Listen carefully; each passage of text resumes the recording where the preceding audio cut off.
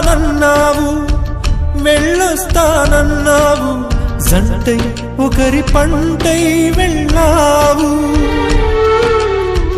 కరుణిస్తానన్నావు, వరమిస్తానన్నావు, కరువై మెడకూరివై పోయావు.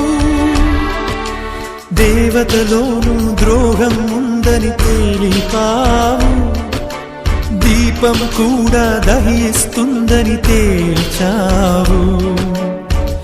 ఎవరిని నమ్మాలి నన్ను తప్ప, ఎవరిని నిందించాలి నిన్ను తప్ప.